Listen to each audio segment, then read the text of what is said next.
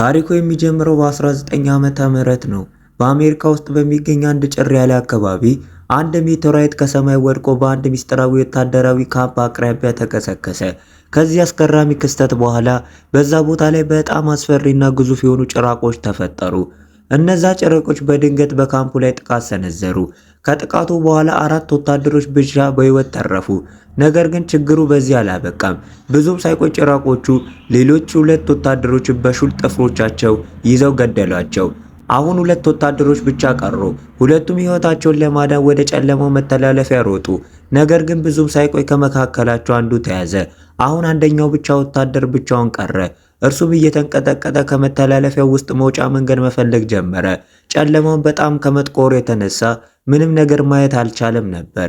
በዛን ጊዜ ዞር ብሎ ሲመለከት በፊቱ ላይ በጣም አስፈሪ ፍጡር ቆሞ አየ። ልክ እንደ አንዲት ግዙፍ ጉንዳን ወታደሩ በሽጉጥ ውስጥ ያሉትን ጥይቶች በሙሉ ተኮሰበት። ነገር ግን ያቺ ግዙፍ ጉንዳን ላይ ምንም አይነት ለውጥ አላመጣም። በመጨረሻም እርሱም የዛ ፍጡር ሲሳይ ሆነ። ከዛን ጊዜ ጀምሮ እስካሁን ድረስ ያንን ቦታ ማንም ደፍሮ አልደረሰበትም። አሁን ደግሞ በዘመናዊ ዓለም 2 ጓደኛሞች በፒካፕ መኪናቸው በዛ በረሃ ላይ መንገድ ሲጓዙ እናያለን። በመጓዝም ላይ ያሉ መኪናቸው ከተራራ አጠገብ ቆመ። ከመካከላቸውም አንዱ ጓደኛ መሬት ላይ አንድ ነገር የተለየ ነገር አግኝቻለሁ አለ። ሁለቱም ወርደው ማየት ጀመሩ። መሬት ላይ ብዙ የጥይት ቀፎዎች ተበታትነው ነበር። እዚህ ቦታ ላይ ጥንት ጦርነት ተካሂዶ መሆን አለበት ብለው አሰቡ። ከዛም በትኩረት ሲመለከቱ መሬት ላይ የተቆረጠ የሰው እጅ ወድቆ አገኙ። ይህንን ሲያዩ ሁለቱም ደነገጡ። ነገር ግን የሆነ ነገር ለማድረግ እንኳን ጊዜ ሳያገኙ በድንገት አንዲት ግዙፍ ጉንዳን የመሰለ ጭራቅ ዘለለባቸው። በየቦታም ደም ተረጨ። አንዱ ጓደኛ በድንጋጤ ወደ መኪና ሮጠ። ነገር ግን ያ ጭራቅ ከእርሱ በበለጠ ፍጥነት ይሮጥ ነበር። በጥቂት ቅጽበቶች ውስጥም እርሱን ያዘው። በማግስቱ ጠዋት በበረሃው አቅራቢያ ባለች አንዲት ትንሽ ከተማ ውስጥ ብሪያን የተባለ ልጅ ቤቱ ተቀምጦ የሚወደውን ፊልም ይመለከት ነበር።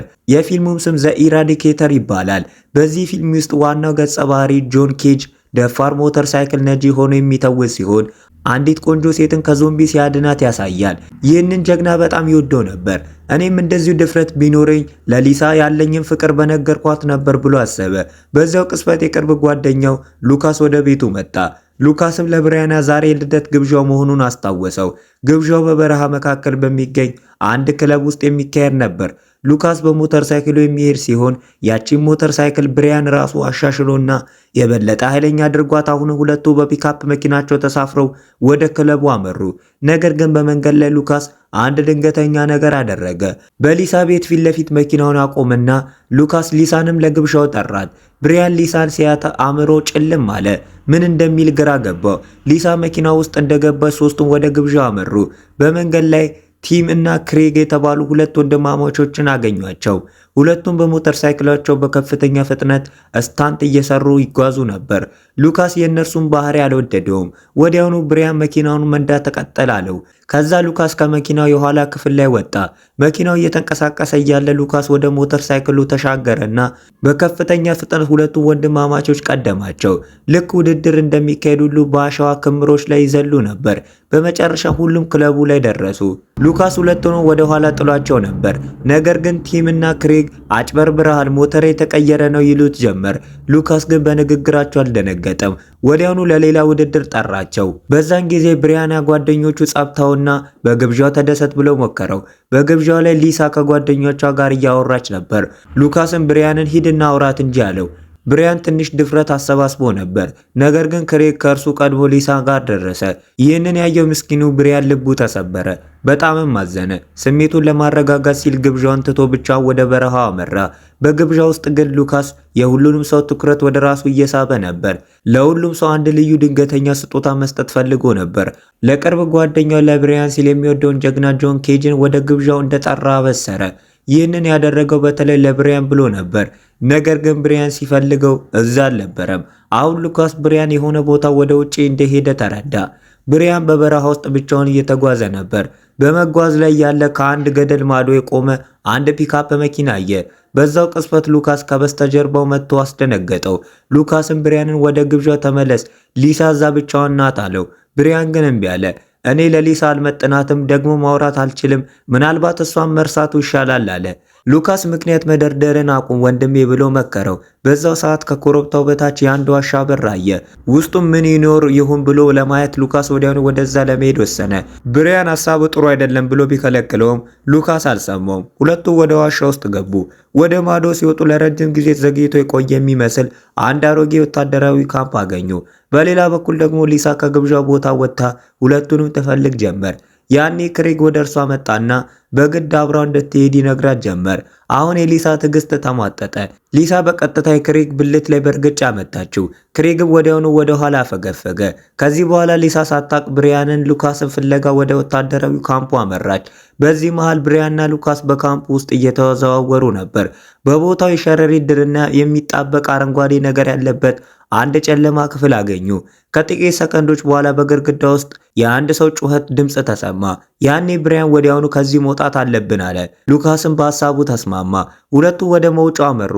ነገር ግን በመውጫው በር ፊት ለፊት አንዲት በጣም ግዙፍ ጉንዳን ቆማ ነበር። ሁለቱም ደነገጡ። ድምፅ ሳያሰሙ ከበሩ ጀርባ ለመደበቅ ወሰኑ። ሉካስ እንዲህ ያለ ግዙፍ ጉንዳን እንዴት ሊኖር እንደሚችል ሊረዳ አልቻለም። ወዲያውኑ ለሊሳ ደወለና በወታደራዊ ካምፕ ውስጥ ያየውን ሁሉ ነገራት። ሊሳ እየቀለዱ መስሏት ነበር። ቶሎ ብላችሁ ወደ ግብዣው ተመለሱ አለችው። ስልኩ ከተዘጋ በኋላ ብሪያናና ሉካስ ከጭራቁ ለመከላከል አንዳንድ መሳሪያዎችን ማግኘት እንዳለባቸው አሰቡ። ነገር ግን ያገኙት የወጥ ቤት ዕቃዎችን ብቻ ነበር። አማራጭ በማጣታቸው ብረትና ጭልፋዎችን ያዙ። ኮሊደሩን እያቋረጡ ሳለ ሉካስ በስህተት የዕቃ መደርደሪያ መሬት ላይ ጣለ። ድምፁን እንደሰማች ያቺ ግዙፍ ጉንዳን ወደ እነርሱ ሮጠች። ሁለቱም ወዲያውኑ አምልጠው ወደ ካፍቴሪያው መሮጥ ጀመሩ። ያቺ ጭራቅ ጉንዳን በቀጥታ ወደ ሉካስ እየተቃረበች ነበር። ያኔ ብሪያን የጭራቁን ትኩረት ወደ ራሱ ለመሳብ ሲል ወንበርና ትሪ ያጋጨ ድምፅ አሰማ። በሚቀጥለው ሰከንድ ጭራቁ የብሪያንን እግር ይዞ እየጎተተ ወደ ሌላ ክፍል ወሰደው። ሉካስ ጓደኛውን ለማዳን ሞከረ። ነገር ግን እርሱ ብቻውን ምን ሊያደርግ ይችላል? ጭራቁ እርሱን ያዘው። አሁን ሁለቱም የፍጡር ሲሳይ ሊሆኑ ነበር። በድንገት ሊሳ ከበስተጀርባ ያዛ ደረሰች። በእጇም መጥረቢያ ይዛ ነበር። ምንም ሳትፈራ ጭራቁን በተደጋጋሚ መታችው። በመጨረሻ ያችን ግዙፍ ጉንዳን ገደለቻት። ሊሳም እናንተ ስትቀሩ ስልኩ ላይ እውነት እየተናገራችሁ እንደሆነ ገባኝ፣ ለማየት መጣው አለች። ሉካስ እና ብሪያን እሷን በማየታቸው በጣም ተደሰቱ። ህይወታቸውንም አድናለች። ነገር ግን በካፍቴሪያ ውስጥ በተሰቀለ አንድ ሰሌዳ ላይ የሊሳ አይን አረፈ። በሰሌዳው ላይ የተጎዱ ጉንዳኖች ሰውነት አንድ አይነት ሽታ ያመነጫል። ይህም ሌሎቹን ጉንዳኖች ወዲያውኑ ወደዛ እንዲመጡ ያደርጋል ተብሎ ተጽፎ ነበር። ይህም ማለት ወታደራዊ ካምፑ ቀድሞውኑ በእነዚህ ግዙፍ ጉንዳኖች ላይ ምርምር እያደረጉ ነበር ማለት ነው። ወዲያውኑ የሞተችውን ጉንዳን ሽታ ተከትለው ብዙ ጉንዳኖች ወደ ካፍቴሪያው መጡ። ሶስቱም ፈጥነው በመሮጥ ወደ ቁጥጥር ክፍሉ ገቡ። በቁጥጥር ክፍሉ ካሜራ ላይ ሌሎች ብዙ ጉንዳኖች በአንድ ክፍል ውስጥ ተዘግተው ይታዩ ነበር። ብሪያን ከካሜራው ጋር የተያዘ የተኩስ ሲስተም እንዳለ አስተዋለ። ልክ የቪዲዮ ጌም እንደሚጫወት ሰው ሁሉ የቁጥጥር ክፍሉ ኮምፒውተሩን በመጠቀም በጉንዳኖች ላይ መተኮስ ጀመረ። በዛ ቅጽበት በስክሪኑ ላይ አንድ የተቀዳ ቪዲዮ መታየት ጀመረ። በቪዲዮ ላይ ዶክተር ሬንድ የተባለ ሳይንቲስት ይታያል። እርሱም በ1950 በበረሃው የወደቀ ሜትራዊ ውስጥ የባዕድ ፍጡራን ዲኤንኤ እንደነበረ ገለጸ። ወታደሮቹም ያንን ዲኤንኤ ከጉንዳኖች እና ከግዙፍ ሸረሪቶች ጋር በማቀላቀል ሙከራ እያደረጉ ከዚህ ሙከራ በኋላ የጉንዳኖች መጠን በከፍተኛ ፍጥነት ጨመረ። ጥበቃ የሚደረግባቸውን ክፍሎች ውስጥ ተዘግተው ምርመራ ይደረግባቸው ነበር። በጊዜ ሂደት ግን ጉንዳኑ በጣም ብልህ እየሆኑ መጡ። አንድ ቀን የጉንዳኖቹ ንግስት በተንኮል አመለጠች። ወዲያውኑ ብዙ እንቁላሎችን ጣለች። ነገር ግን ጉንዳኖቹ እንቁላሎቻቸውን ለማሳደግ ኤታኖል ያስፈልጋቸዋል። በበረሃ ውስጥ ኤታኖል ስላላገኙ በካምፕ ውስጥ ቆዩ። ነገር ግን ከበረሃው ከወጡ መላውን ዓለም ስጋት ሊሆን ይችላሉ። ቪዲዮ ሲያበቃ ሉካስ ያለ ኤታኖል እንቁላል መፈልፈል ስለማይችሉ አሁን የሚያሰጋ ነገር የለም አለ። ነገር ግን ሊሳ ወዲያውኑ አንድ ትልቅ ነገር ተረዳች። ለግብዣው ይዞት የመጡትን መጠጥ ውስጥ ኤታኖል አለ። ጉንዳኖቹ ወደ ክለቡ ከደረሱ መላው በረሃ በእነዚህ ግዙፍ ጉንዳኖች ይሞላል። ብሪያና ወዲያውኑ ወደ ክለቡ ተመልሰው ለሁሉም ሰው መናገር እንዳለባቸው ወሰኑ። በዚህ በኩል በክለቡ ውስጥ ግብዣው አሁንም እንደቀጠለ ነበር።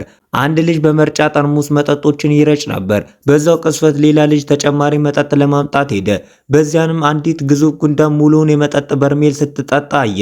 በድንጋጤ ጮህና መሮጥ ጀመረ። ነገር ግን ጉንዳና ያንን በርሜል ራሱ ላይ ወረወረችበትና ራሱን ስቶ ወደቀ። ከዚህ በኋላ ጭራቋ በቀጥታ ወደ ግብዣው ውስጥ ዘልቃ ገባች። አንዲት ሴት ላይም የሚጣበቅ ፈሳሽ ረጨችባት። በዚህ የልጅቷ ፊት መቅለጥ ጀመረ። ሁሉም ሰው በድንጋጤ ጮህ ጀመር። ጉንዳኗም ድምጽ በማሰማት ሌሎች ጓደኞቿን ጠራች። አሁን ጉንዳኖቹ ቁጥራቸው ለመጨመር ሲሉ መጠጦችን ይቀምሱ ጀመር። ከዚህ በተጨማሪ ሰዎችን ማጥቃት ጀመሩ። በጥቂት ሰከንዶች ውስጥ ሙሉ ክለቡ በጉንዳን ተሞላ። ሰዎች ህይወታቸውን ለማዳን መሮጥ ጀመሩ። ነገር ግን ጉንዳኖቹ ብዙ ሰዎችን ያዙ። በመጀመሪያ ያየናቸው ሁለቱ ወንድማማቾችን በሞተር ሳይክላቸው መሸሽ ጀመሩ። ነገር ግን እነዚህ ጉንዳኖች ከነርሱ የበለጠ ፍጥነት ነበራቸው። ክሬግንም ያዙት። ጥቃቱን ከተጀመረ ከጥቂት ደቂቃዎች በኋላ ብሪያን፣ ሉካስ እና ሊሳ ወደ ክለቡ ተመለሱ። ሶስቱም እዛ ሲደርሱ ቦታው ሙሉ በሙሉ ጭር ብሎ አገኙት። በቦታውም የደም ምልክቶች ብቻ ይታዩ ነበር። ያኔ ነገሩ ካሰቡት በላይ አደገኛ መሆኑን ተረዱ። ስለዚህ ወደ ከተማ ተመልሰው ፖሊስን ለእርዳታ ለመጥራት ወሰኑ። ነገር ግን ሊወጡ ሲሉ በድንገት አንዲት ግዙፍ ጉንዳን መኪናው ላይ ዘለለችና ጥቃት ሰነዘረችባቸው። ሶስቱም ወዲያውኑ ከመኪናው ወርዶ አጠገባቸው የወደቁትን ሁለት ሞተር ሳይክሎች አነሱ። ሉካስ ወደፊት ሲቀድም ብሪያን ሊሳ ከኋላ ተከተሉት። ጉንዳኖቹ በተከታታይ ያሳድዷቸው ነበር። ስለዚህ ሁለቱም ሞተር ሳይክላቸውን በተለየ መንገድ ለመንዳት ወሰኑ። ብሪያን በከፍተኛ ፍጥነት የኮረብታ ጫፍ ላይ ደረሰ። በዛም ወደፊት አንድ ግዙፍ ገደል አየ። ምንም ሳያስብ ሞተር ሳይክሉን አፍጥኖ ወደ ማዶ ለመዝለል ሞከረ።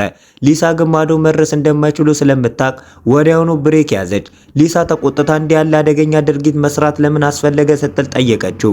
ብሪያንም እንደ ሉካስ ለመሆን እየሞከርኩ ነበር ሲል መለሰላት። እርሱም ሁልጊዜ ሊሳ ሉካስን የምትወደው ይመስለው ነበር። ለዚህም ሊሳ አንተ አብዳል እንዴ? እርሱ ለኔ እንደ ወንድሜ ነው። እኔ ሁልጊዜም አንተን ነው የምወድ። የልቤን ትነግረኛለህ ብዬ ሁልጊዜ ጠብቀ ነበር።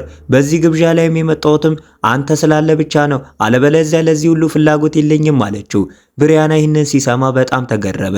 ነገር ግን እርሱ ምንም ሳይናገር በድንገት አንዲት ግዙፍ ጉንዳን መታ ሊሳን ያዘቻትና ወደ በረሃ እየጎተተቻት ወሰደቻት። ብሪያን ሊያድናት ቢሞክርም ጉንዳና ይዛ ጠፋች። ብሪያን ይህንን ሲያይ ተስፋ ቆረጠ። ከጥቂት ጊዜ በኋላ ሉካስ እዛ ደረሰ። ብሪያን የሆነውን ሁሉ ነገረውና ሊሳን ለማዳን እርዳታ ጠየቀው። ሁለቱም ወዲያውኑ ብሪያንን ጉንዳኗን ለመጨረሻ ጊዜ ባየችበት አቅጣጫ ጉዞ ጀመሩ። ጥቂት እንደተጓዙ አንድ ዋሻ አገኙ። ወደ ዋሻ ውስጥም ሲገቡ ቦታው በዛ በሚያጣብቅ አረንጓዴ ነገር ተሞልቶ አዩት። በቦታውም እንቁላሎቹ አረንጓዴ ብርሃን ይፈነጥቁ ነበር። አሁን ጓደኞቹ ኤታናኦል ስላገኙ እንቁላል ሊፈለፍሉና ብዙ ግዙፍ ጉንዳኖች ሊወልዱ ነው። በዚህ መሃል ብሪያን ብዙ የግብዣውን ታዳሚዎች በህይወት እንዳሉ ነገር ግን በአንድ በሚያጣብቅ ድር ውስጥ ታስረው አየ። ሊሳም ከመካከላቸው ነበረች። ብሪያን ሊያወጣት ሲሞክር አንዲት ግዙፍ ጉንዳን ልታጠቃው ወደፊት መጣች። በድንገት የከፍተኛ ጥይት ድምጽ ተሰማና ጉንዳኗ ወደቀች። ጥይቱም የተኮሰው እዛ የደረሰው ዶክተር ሬንድ ነበር። መንገዱን ሲጸዳ ብሪያን እንደገና ሊሳን ለማዳን መሞከር ጀመረ። ነገር ግን ያ የሚያጣብቅ ድር በጣም ጠንካራና ከግድግዳው ጋር የተጣበቀ ነበር። አሁን ዶክተሩ ጊዜያችን በጣም አጭር ነውና በፍጥነት መውጣት አለብን አላቸው። ብሪያን አማራጭ በማጣቱ ከዶክተሩ ጋር ወጣ።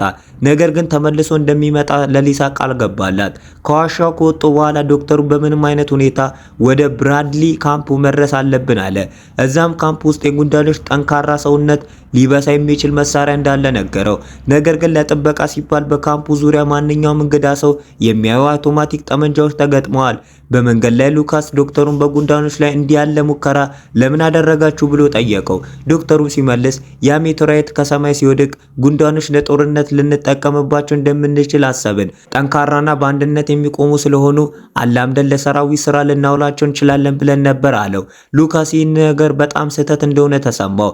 ላለንበት አስፈሪ ሁኔታ ተጠያቂው አንተ ነህ ሲል ዶክተሩን ወቀሰው። በዛው ቅስፈት አንዲት በጣም ግዙፍ ጉንዳን በዶክተሩ ላይ ጥቃት ሰነዘረችና ገደለችው። ይህንን ያደረገችው በጣም ግዙፍና አደገኛ የሆነችው የጉንዳኖቹ ንግስት ነበረች። ብሪያንና ሉካስ ሊጋፈጧት አልቻሉ። ወዲያውኑ ወደ ብራድሊ ካምፕ መሮጥ ጀመሩ። ከጥቂት ጊዜ በኋላም ካምፑ ላይ ደረሱ። ዶክተሩ እንደነገራቸው እነዛ አውቶማቲክ ጠመንጃዎች ተገጥመው ነበር። ቢሆንም ግን ሁለቱም እየተሸሸጉ በአንድ ጥግ በኩል ወደ ውስጥ ገቡ። ውስጡም ገብቶ ሲያዩ ቦታው ባዶ ነበር። መሳሪያው መፈለግ ጀመሩ። ነገር ግን ክፍሎቹ በሙሉ ባዶ ነበሩ። ሉካስ እዚህ መምጣታችን ከንቱ ሆነ ብሎ አሰበ። በዛው ሰዓት የመውጫ መንገዳቸውን ሌላ ጉንዳን ዘጋችው። ሉካስ አሁን ተደብቀን እርዳታ መጠየቅ አለብን አለ። ብሪያን ግን የሊሳ ጊዜ እያለቀ መሆኑን ያውቅ ነበር።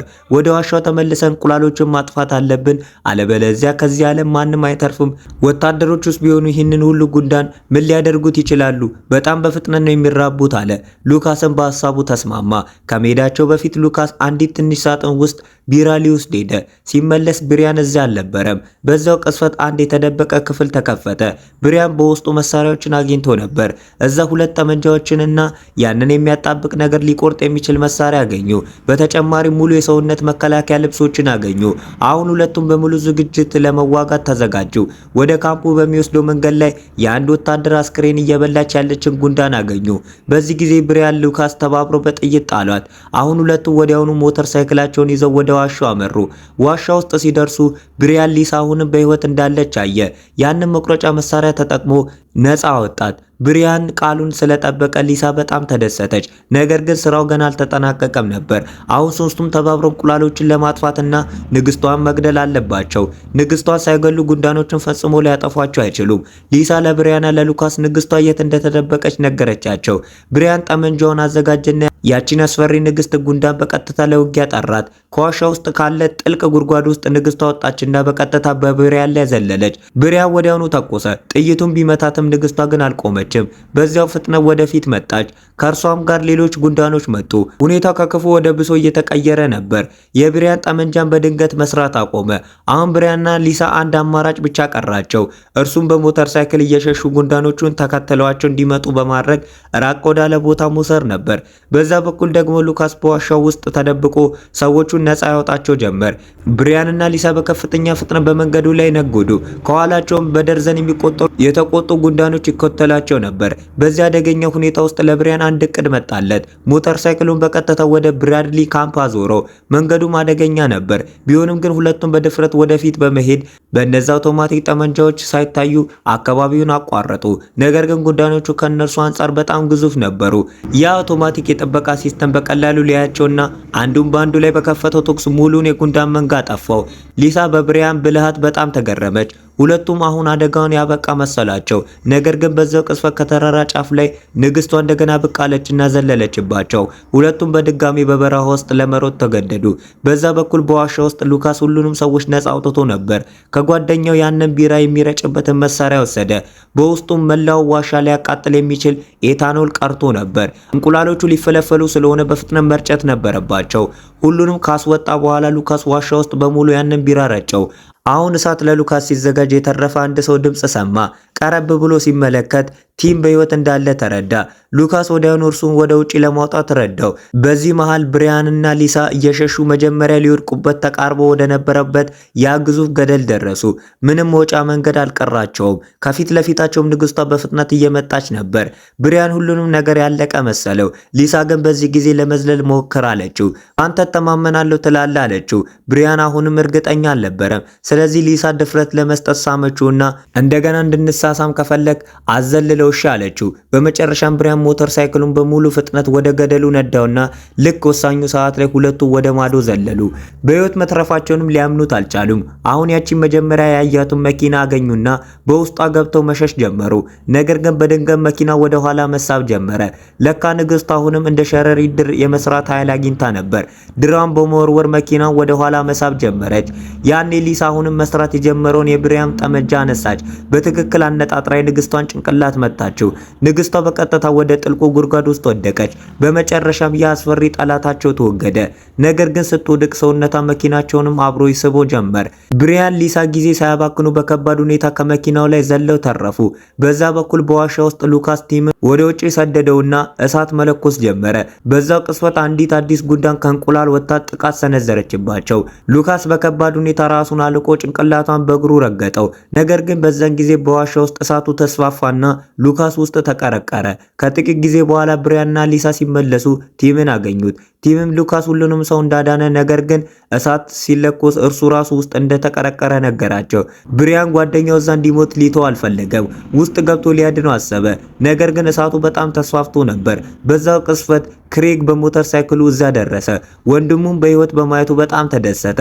ሉካስ የቲምን ህይወት እንዳተረፈ ሲረዳ ያንን ውለታ ለመመለስ ወሰነና ወዲያውኑ በሞተር ሳይክሉ ወደ ዋሻ ውስጥ ገባ። ከውስጥ ከፍተኛ የፍንዳታ ድምጽ ይሰማ ነበር። ሁሉም ነገር ያበቃለት ይመስል ነበር። ነገር ግን በመጨረሻ ቅጽበት ክሬግ ሉካስን በሞተር ሳይክሉ ላይ አድርጎት ይዞት መጣ። ሁለቱም ደህና ነበሩ። ሁሉም ሰው በጣም ተደሰተ። ከዚህ አደጋ ከተረፉ በኋላ የተረፈው ስራ ለማስቀጠል ሁሉንም ሰው ወደ ክለቡ ተመለሰ። በሉካስና በሁለቱ ወንድማማቾች መካከል የነበረው የቆየ ጠብም አበቃ። በዚያው ቅጽበት ብሪያን የጠበቀውን ድንገተኛ ስጦታ አገኘ። የሚወደው ጀግና ጆን ኬጅ እዛ መጣ። ከብሪያን ጋር ተገናኘ። ብሪያንም እርሱን በማየቱ በጣም ተደሰተ። ብሪያን ለጆን አንድ ቢራ ሰጠው። ነገር ግን ሊጠጣ ሲል በድንገት አንድ ድር መጣና ቢራውን ነጥቆ ወሰደው። አንድ ሌላ ግዙፍ ጉንዳን በህይወት እንደተረፈ ለሁሉም ሰው ግልጽ ሆነ። ነገር ግን በዚህ ጊዜ ማንም አልፈራም። ብሪያን፣ ሉካስ እና ሊሳ ተባብረው ወዲያውኑ አጠፉት። አሁን ሁሉም ነገር የተስተካከለ መሰላቸው። ነገር ግን በወታደራዊ ካምፕ ውስጥ በአንድ ክፍል ውስጥ አሁንም ብዙ ግዙፍ ነፍሳት ተዘግተው እንዳሉ አወቁ። ይህ ማለት አደጋው ገና ሙሉ በሙሉ አልተቀረፈም ማለት ነው። ቪዲዮን ከወደዳችሁት ላይክ አድርጉ፣ ቻናሉንም ሰብስክራይብ አድርጋችሁ በሚቀጥለው ቪዲዮ እንገናኝ ያደርገናል። ይመቻችሁ። ያው ቪዲዮ ሰሞኑን እየታየ አይደለም። ያው ይመቻችሁ፣ ይመቻችሁ። ሌላ እኔ አስጠልቶኛል አሁን ሁሉም ነገር